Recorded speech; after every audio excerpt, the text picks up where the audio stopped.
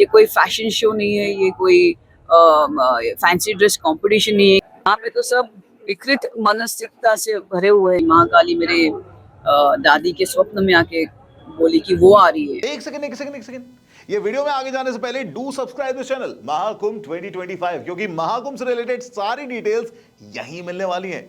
सो अभी के अभी do hit the subscribe button. Mahakumbh खोले।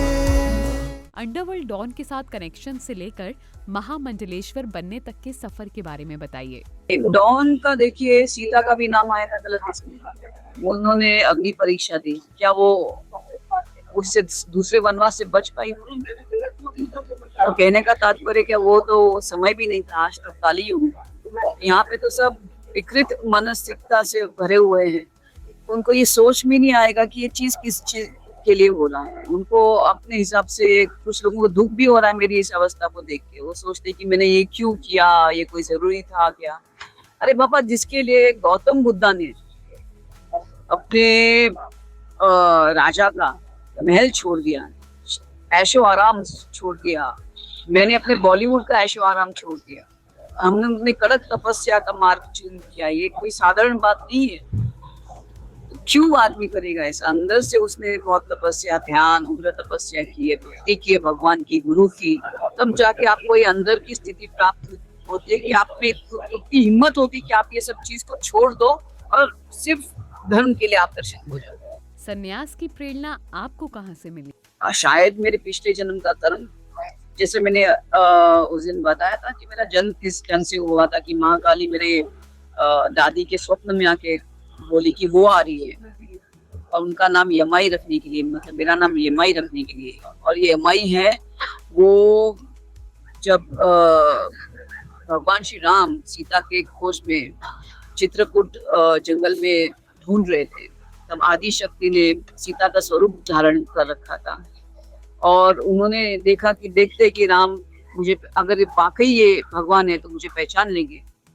तो वो आदि शक्ति के पैर पे अपने सिर को रखते हैं और कहते हैं कि हे माँ यमाई, तुमने ये क्या स्वरूप बना के रखा है? तुमने सीता का मृत्यु धारण करके रखा है। यमा मतलब मृत्यु, मृत्यु की माँ मतलब यमाई। और उसका स्वयं वो मंदिर है आउन में। और मेरे परिवार के कोई भी लोग वहां दर्शन के लिए नहीं जा सकते थे। तो उस तिलसिम और तिलसिम आप बोलते हैं उसको, उस ब्लैक इसको मैंने तोड़ा उसका हमारे घर में। जो भी उस वक्त, इसके पहले जो भी वहां जाता था आउन में, या तो उनका एक्सीडेंट हो जाता या किसी ना किसी स्वरूप से वो वापस आ जाते। उनका पूर्ण वो यात्रा नहीं होती थी। मैंने वो जैसे उसको बोलते हैं जाके, वो जो हमारे घर के अंदर जो एक था कि कोई नहीं जा सकता, वो मैंने तोड़ा और मैं वहां उनके दर्शन के लिए गई यमाई के।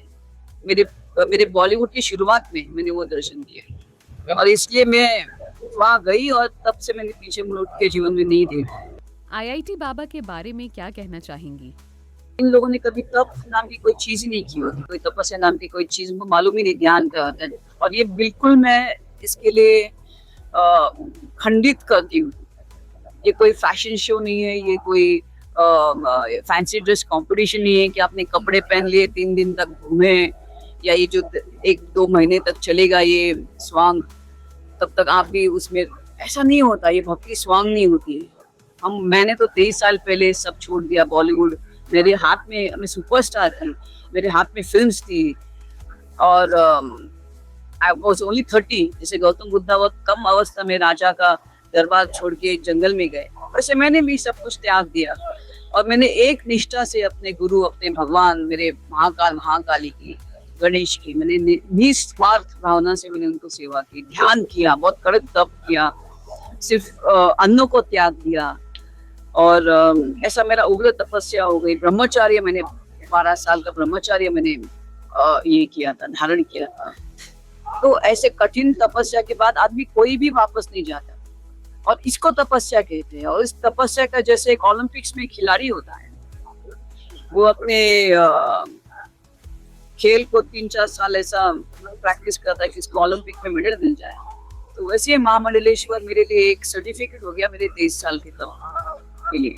तो ये कोई आजकल की बात नहीं है कि इसको मैंने और जो गए हैं वो अनफॉर्चुनेट लोग हैं, इन्होंने इस चीज को मजाक करके समझ लिया। उनको लगा कि वस्त्र से आप संत बनते हो और थोड़े मुखावटे से 2-3 आपको मंत्र उच्चार आएंगे तो आप साधु बन गए। तो ये इस चीज से मैं खुद नफरत करती हूँ।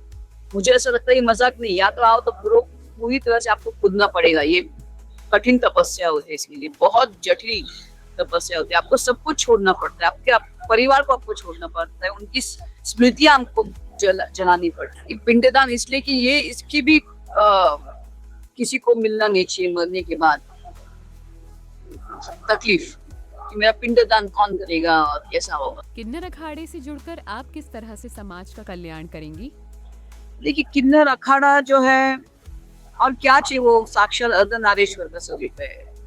जैसे पाराशक्ति है, ईशान है, आद्य शक्ति सदाशिव है, ये जैसे लक्ष्मी नारायण है, श्री कृष्ण और रुक्मिणी का अर्ध स्वरूप होता है। अगर आप श्रीमद् भागवत को पढ़ोगे या आप शिव पुराण पढ़ोगे तो हम अर्ध स्वरूप को देखते हैं। तो साक्षात अर्ध स्वरूप द्वारा ही मेरी महामंडलेश्वर की ये मिली है मुझे। तो इससे और क्या, मैं अपने आप को बहुत खुश नसीब समझती हूँ। फिर कल शुक्रवार भी मुझे 3 दिन से सब जगत गुरु मेरी परीक्षा ले रहे थे। मुझे कठिन से कठिन मेरे को प्रश्न तपस्या को लेके पूछे गए, ध्यान को लेके पूछे गए, और मैंने उनको ऐसे जवाब दिए कि सिर्फ एक तपस्वी जानता है कि मैंने उनको क्या उत्तर दिया। तो इसलिए जो लोग ऐसे ये सोचते हैं कि इन्होंने कुछ गलती की है या ऐसे ही किसी पब्लिसिटी के लिए मुझे महामंडलेश्वर बनाया है, तो मैं चाहती कि वो आए, मुझे किसी सम्मेलन में बुलाए, मेरी परीक्षा ली जाए। किन्नर अखाड़ा ही क्यों चुना? सिद्ध अवस्था तक पहुंची हूँ समाधि। तो अब मुझे वो सब करने की जरूरत नहीं जो एक स्टूडेंट को करने की जरूरत पड़ती है। तो मैंने बोला आगे चल के हम लोग देख लेंगे, तब तक ये जो अखाड़ा है ये बस स्वतंत्र अखाड़ा है। ये मुझे किसी पहनावे के लिए जोर नहीं देगा। ये मुझे नहीं कहेगा कि मुझे वो नहीं करना, इधर नहीं बैठने का, वहां नहीं करने का। इस लिहाज से मैंने ये अखाड़े को चूज किया। महाकुंभ खोले, महाकुंभ खोले।